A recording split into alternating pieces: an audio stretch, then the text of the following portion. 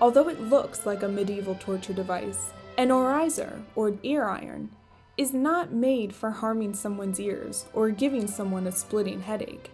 It's actually a part of traditional Dutch dress that is used to hold a cloth or lace cap on the head.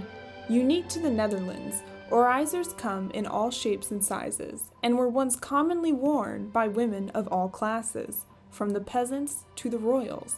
Today, oorijzers are not a common adornment in day-to-day life, but are still a prominent part of Dutch regional costume, especially in the Friesland province. Early examples of oorijzers dating from the 17th century were made of simple wire. They were typically covered by the wearer's hair and cap, with only the very ends peeking through. Examples of these early wire styles can be seen gracing the heads of women in many Dutch paintings.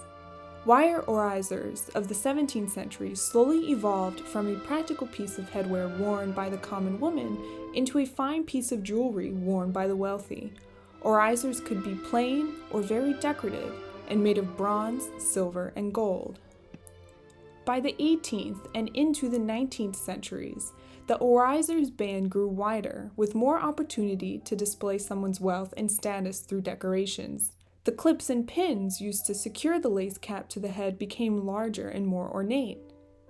In some situations, the clips would even be indicative of a male relative's profession or religion, allowing observers to determine one's social status by just a glance. The oorijzer of the 19th century grew so large that a Dutch writer named Joost Hiddels feared that women would eventually be wearing something resembling a helmet.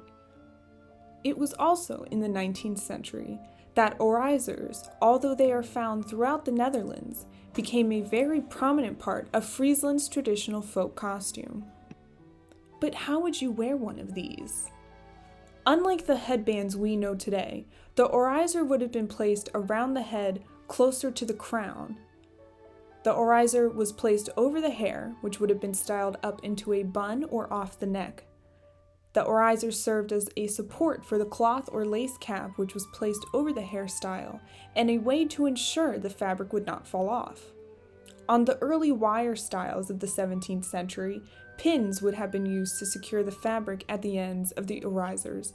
As the bands grew wider into the 18th and 19th centuries, pins were eventually exchanged for clips. These clips would have slipped over the lace and sandwiched the fabric of the cap to the oorijzer, securing it all together.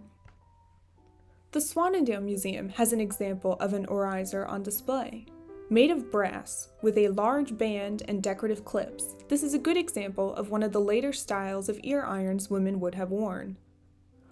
Also on display at the Zwaanendael is an Art Deco style portrait of Queen Wilhelmina of the Netherlands. Painted by Paul Berthen, you can see the clips of her oorijzer holding down the cap she wears over her head.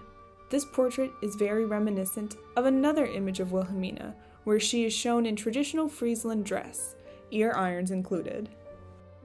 These oorijzers were probably uncomfortable for women to wear for long periods of time, but nevertheless, they are still an important and functional part of Dutch traditional costume.